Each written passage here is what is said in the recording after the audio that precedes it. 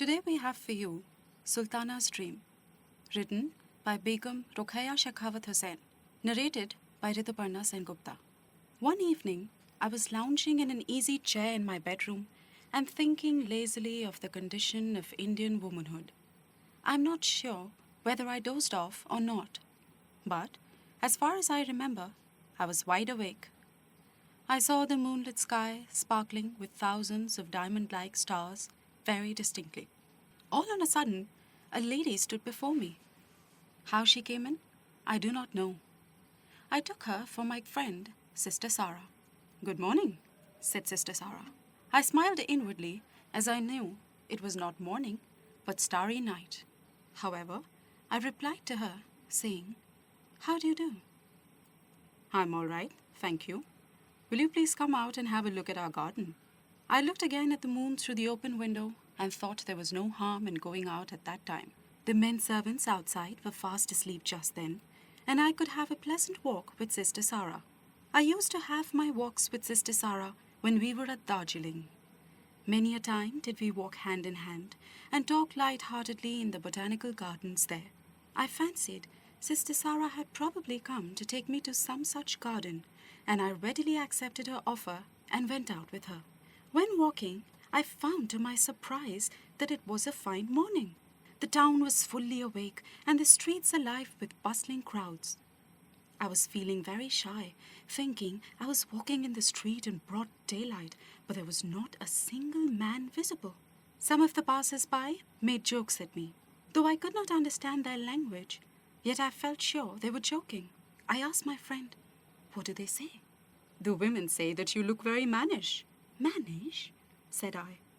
"What do they mean by that?" "They mean that you are shy and timid like men." Shy and timid like men? It was really a joke. I became very nervous when I found that my companion was not Sister Sarah, but a stranger. Oh, what a fool had I been to mistake this lady for my dear old friend, Sister Sarah.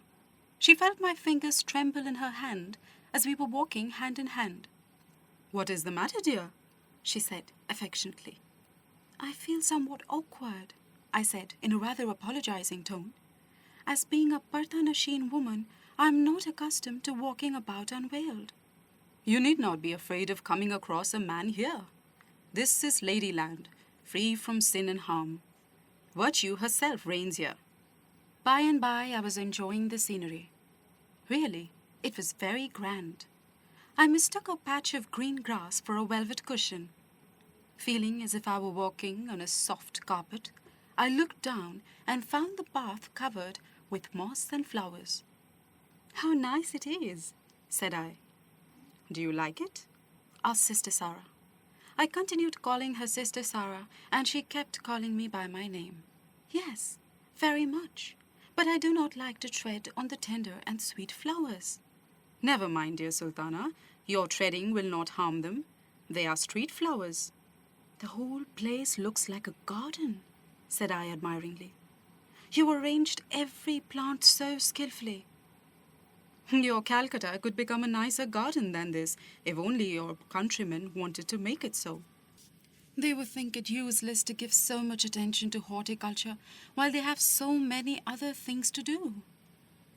"They could not find a better excuse," said she with a smile. I became very curious to know where the men were. I met more than 100 women while walking there, but not a single man. "Where are the men?" I asked her. "In their proper places, where they ought to be." "Pray tell me what you mean by their proper places?" "Oh, I see my mistake. You cannot know our customs as you were never here before. We shut our men indoors." "Just as we are kept in the zanana?" "Exactly so." "How funny!" I burst into a laugh. Sister Sarah laughed too. "But dear Sultana, how unfair it is to shut in the harmless women and let loose the men." "Why? It is not safe for us to come out of the zanana, as we are naturally weak." "Yes, it is not safe so long as there are men about the streets, nor is it when a wild animal enters a marketplace." "Of course not." "Suppose some lunatics escape from the asylum and begin to do all sorts of mischief to men, horses, and other creatures. In that case, what will your countrymen do? They will try to capture them and put them back into their asylum. Thank you. And you do not think it wise to keep sane people inside an asylum and let loose the insane? Of course not, said I, laughing lightly. As a matter of fact, in your country, this very thing is done. Men who do, or at least are capable of doing, no end of mischief are let loose, and the innocent women shut up in the zenana. How can you trust those untrained men out of doors? We have no hand or voice in the management of our social affairs. In India, man is lord and master. He has taken to himself all powers and privileges and shut up the women in the zenana. Why do you allow yourselves to be shut up? Because it cannot be helped, as they are stronger than women. A lion is stronger than a man, but it does not enable him to dominate the human race. You have neglected the duty you owe to yourselves, and you have lost your natural rights by shutting your eyes to your own interests. But, my dear Sister Sarah, if we do everything by ourselves, what will the men do then? They should not do anything, excuse me. They are fit for nothing. Only catch them and put them into the zenana. But would it be very easy to catch and put them inside the four walls? Said I. And even if this were done, would all their business, political and commercial, also go with them into the zenana? Sister Sarah made no reply. She only smiled sweetly. Perhaps she thought it useless to argue with one who was no better than a frog in a well. By this time, we reached Sister Sarah's house. It was situated in a beautiful heart-shaped garden. It was a bungalow with a corrugated iron roof. It was cooler and nicer than any of our rich buildings. I cannot describe how neat and how nicely furnished and how tastefully decorated it was. We sat side by side.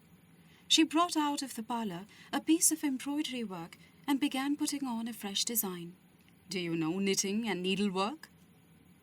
Yes, we have nothing else to do in our zenana.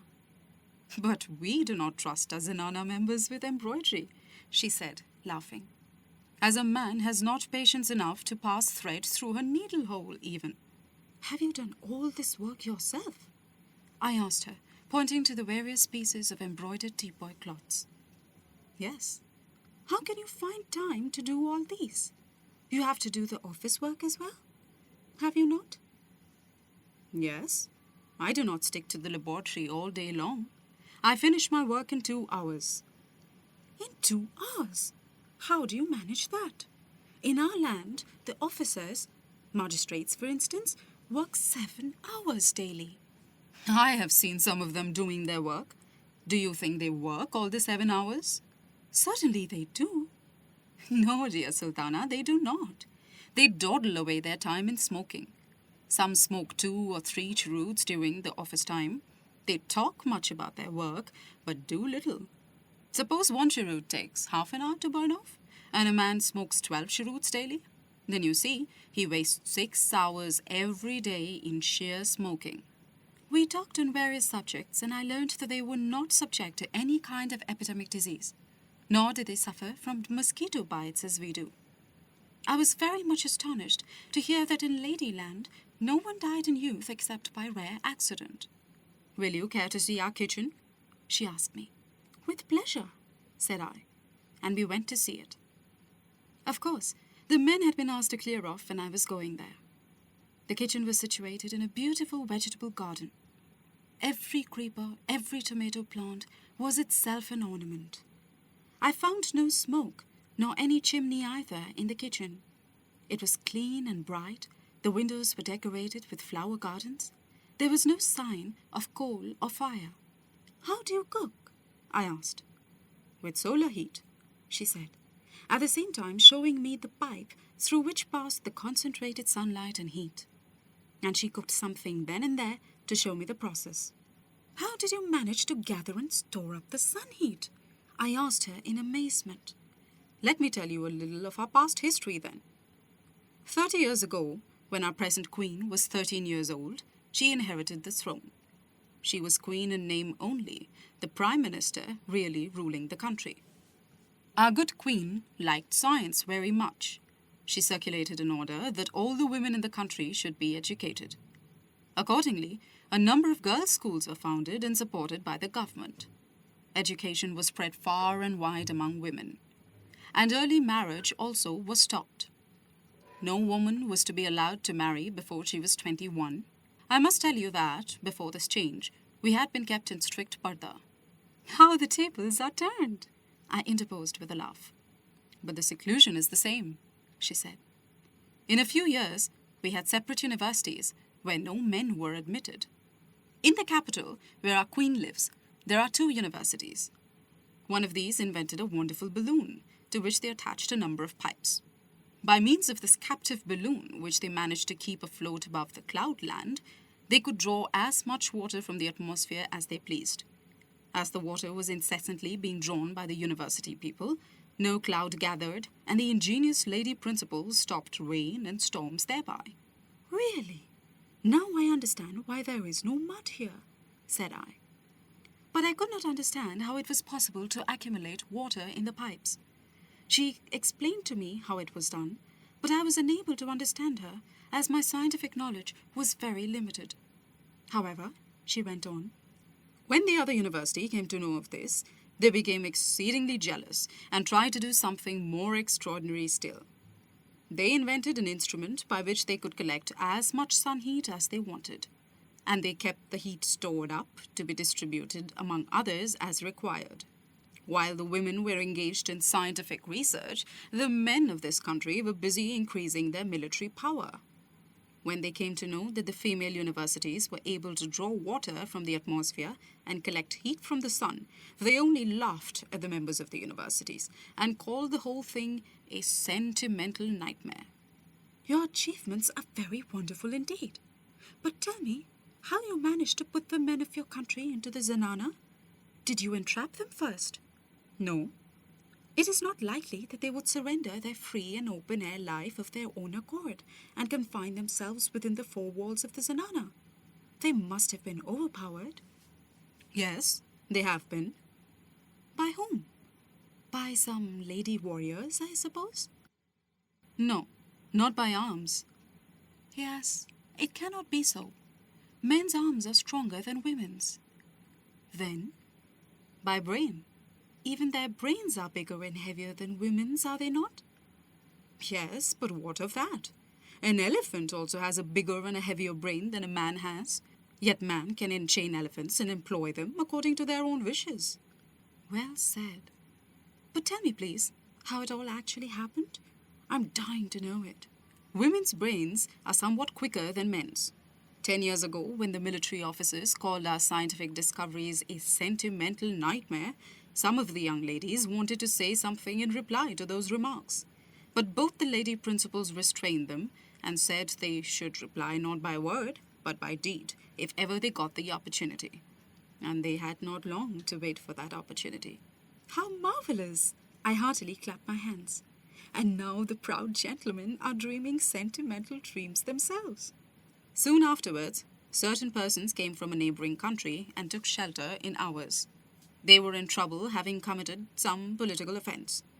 The king, who cared more for power than for good government, asked our kind-hearted queen to hand them over to his officers.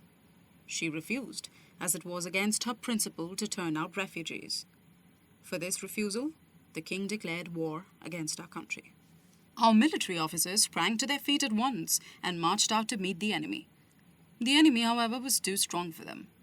Our soldiers fought bravely, no doubt, but in spite of all their bravery, the foreign army advanced step by step to invade our country. Nearly all the men had gone out to fight. Even a boy of 16 was not left home. Most of our warriors were killed, the rest driven back, and the enemy came within 25 miles of the capital. A meeting of a number of wise ladies was held at the Queen's palace to advise as to what should be done to save the land. Some proposed to fight like soldiers. Others objected and said that women were not trained to fight with swords and guns, nor were they accustomed to fighting with any weapons. A third party regretfully remarked that they were hopelessly weak of body. "If you cannot save our country for lack of physical strength," said the Queen, "try to do so by brain power." There was dead silence for a few minutes. Her Royal Highness said again. I must commit suicide if the land and my honour are lost. Then the lady principal of the second university, who had collected sun heat, who had been silently thinking during the consultation, remarked that they were all but lost, and there was little hope left for them. There was, however, one plan which she would like to try, and this would be her first and last effort. If she failed in this, there would be nothing left but to commit suicide. All present solemnly vowed that they would never allow themselves to be enslaved, no matter what happened. The Queen thanked them heartily and asked the lady principal to try her plan. The lady principal rose again and said, Before we go out, the men must enter the zananas. I make this prayer for the sake of Parda. Yes, of course, replied Her Royal Highness. On the following day, the Queen called up all men to retire into zananas for the sake of honour and liberty. Wounded and tired as they were, they took that order rather for a boon. They bowed low and entered the zananas without uttering a single word of protest. They were sure that there was no hope for this country at all. Then the lady principal, with her 2,000 students, marched to the battlefield, and arriving there, directed all the rays of the concentrated sunlight and heat towards the enemy. The heat and light were too much for them to bear. They all ran away panic-stricken, not knowing in their bewilderment how to counteract that scorching heat. When they fled away, leaving their guns and other ammunitions of war, they were burnt down by means of the same sun heat. Since then, no one has tried to invade our country any more. And since then, your countrymen never tried to come out of the Zenana? Yes, they wanted to be free. Some of the police commissioners and district magistrates sent word to the Queen to the effect that the military officers certainly deserved to be imprisoned for their failure, but they never neglected their duty, and therefore they should not be punished, and they prayed to be restored to their respective offices. Her Royal Highness sent them a circular letter intimating to them that if their services should ever be needed, they would be sent for, and that in the meanwhile they should remain where they were. Now that they are accustomed to the Parda system and have ceased to grumble at their seclusion, we call the system Mardana instead of Zenana. But how do you manage, I asked Sister Sarah, to do without the police or magistrates in case of theft or murder? Since the Mardana system has been established, there has been no more crime or sin. Therefore, we do not require a policeman to find out a culprit, nor do we want a magistrate to try a criminal case. That is very good indeed. I suppose if there was any dishonest person, you could very easily chastise her. As you gained a decisive victory without shedding a single drop of blood, you could drive off crime and criminals too, without much difficulty. Now, dear Sultana, will you sit here or come to my parlour? She asked me. Your kitchen is not inferior to a queen's boudoir, I replied with a pleasant smile. But we must leave it now, for the gentlemen may be cursing me for keeping them away from their duties in the kitchen so long. We both laughed heartily.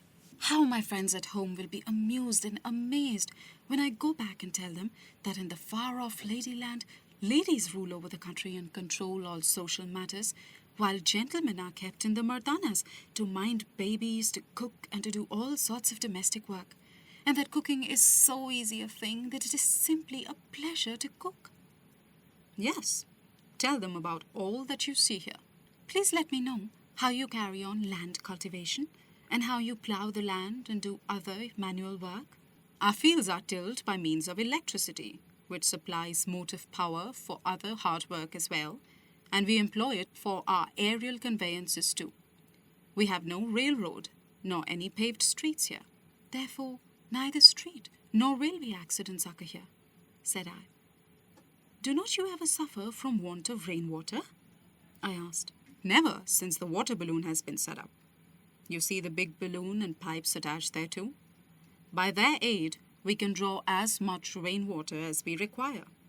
Nor do we ever suffer from flood or thunderstorms. We are all very busy making nature yield as much as she can. We do not find time to quarrel with one another, as we never sit idle. Our noble queen is exceedingly fond of botany. It is her ambition to convert the whole country into one grand garden. The idea is excellent. What is your chief food? Fruits.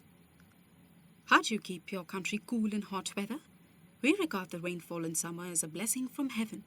When the heat becomes unbearable, we sprinkle the ground with plentiful showers drawn from the artificial fountains. And in cold weather, we keep our room warm with sun heat. She showed me her bathroom, the roof of which was removable. She could enjoy a shower bath whenever she liked by simply removing the roof, which was like the lid of a box, and turning on the tap of the shower pipe. "You are a lucky people," ejaculated I. "You know no want. What is your religion, may I ask?" "Our religion is based on love and truth. It is our religious duty to love one another and to be absolutely truthful. If any person lies, she or he is..." "Punished with death?" "No, not with death.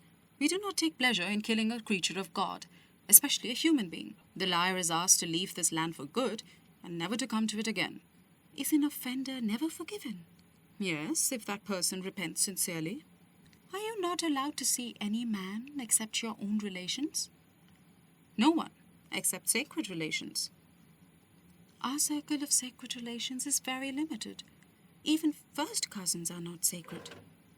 "But ours is very large. A distant cousin is as sacred as a brother." "That is very good. I see purity itself reigns over your land. I should like to see the good queen, who is so sagacious and far-sighted, and who has made all these rules." "All right," said Sister Sarah. Then she screwed a couple of seats into a square piece of plank. To this plank she attached 2 smooth and well-polished balls. When I asked her what the balls were for, she said they were hydrogen balls and they were used to overcome the force of gravity. The balls were of different capacities, to be used according to the different weights desired to be overcome.